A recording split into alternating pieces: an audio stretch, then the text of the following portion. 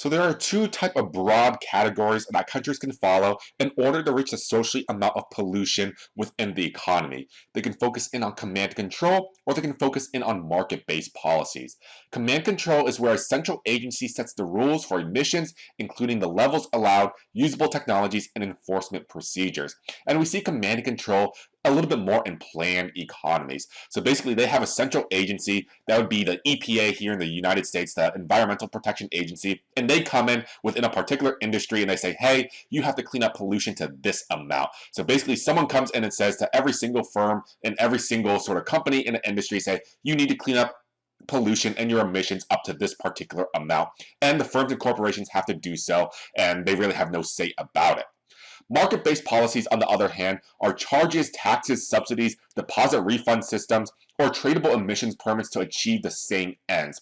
And market-based policies actually give the firms and corporations just a little bit more of choice and a little bit more flexibility because they let the market basically handle everything. We don't need a lot of government intervention with these market-based policies, and we typically do see this in more developed countries. So the United States, they do follow more of these market-based policies. They just let the free market handle emissions cleanup for the firms and corporations. So let's go ahead and take a closer look at which one of these is going to be better and why. And I think you guys already know that the market-based policies are going to be better because they do create some type of efficiencies. They let the firms and corporations decide how much pollution they want to clean up to a certain point.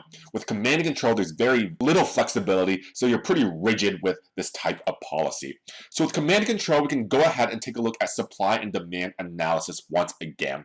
And the setup is just a little bit different from the previous one that we had. We still have cost on the vertical axis, but now we have abatement on the horizontal axis. So here, abatement is telling us exactly how much pollution are we cleaning up.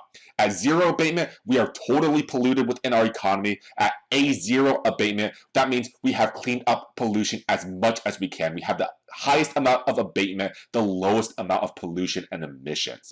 We have the downward sloping demand curve, which equals the marginal benefit for society. And we have an upward sloping supply curve, the marginal cost here, which represents the cost of actually cleaning up pollution. So let's go ahead and write down those things so we don't get confused with the previous analysis that we did. So here, take a look at command and control. Command and control.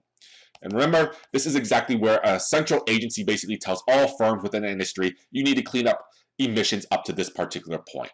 We have the demand curve, which is that downward sloping curve that we just saw, where it equals the marginal benefit. So demand equals the marginal benefit, and demand for abatement represents society's demand for abatement. Demand for abatement. So how much do they want to clean up pollution? What type of benefits are they going to get from that? On the other hand, we have the supply curve, supply, where that is S equals our marginal cost. And this is going to tell us exactly how much is it going to cost for us to clean up pollution up to that level. So represents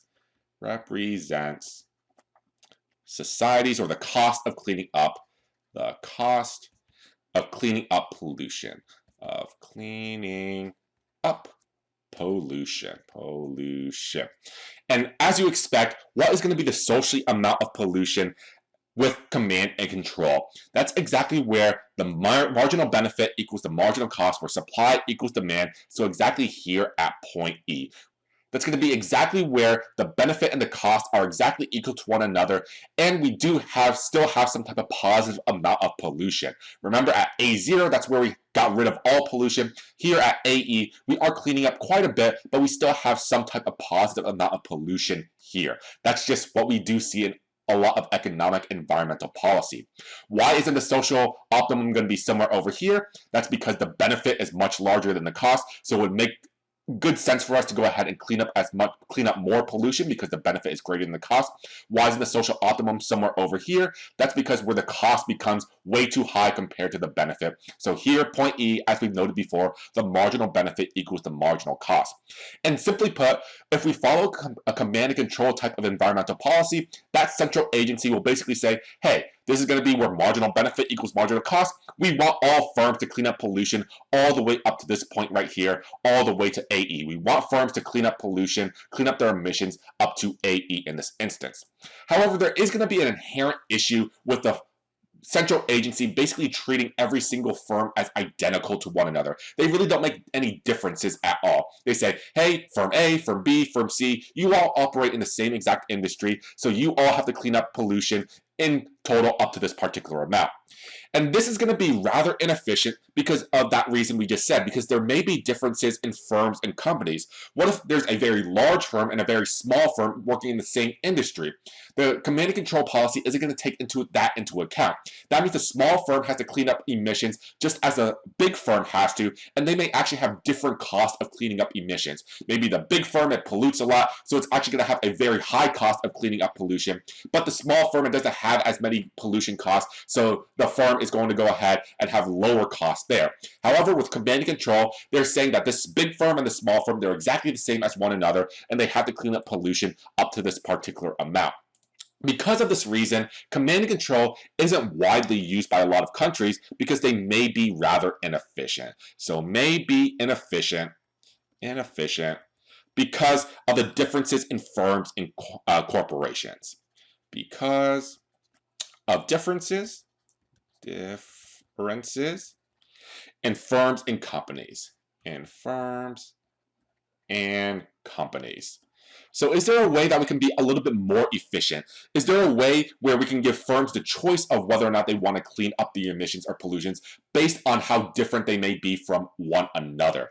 And that's exactly where we come to the second type of policy with the market-based policies, which is the preferred way that most countries nowadays do follow this type of pollution cleanup. It will create these type of efficiencies because it gives the firms the choice, gives them a lot of flexibility. With command and control, we're not going to see that flexibility. It doesn't give firms and corporations a choice, and therefore is going to be seen as rather inefficient. However, we still can reach a socially optimum point of pollution and abatement if we do follow command and control. We just need more information about the abatement cost and also about the marginal benefit, but that may be a little bit difficult to do. It may be a little bit infeasible to do just on the type of data we have available. But it is one way that we can achieve the goals as we've seen right here.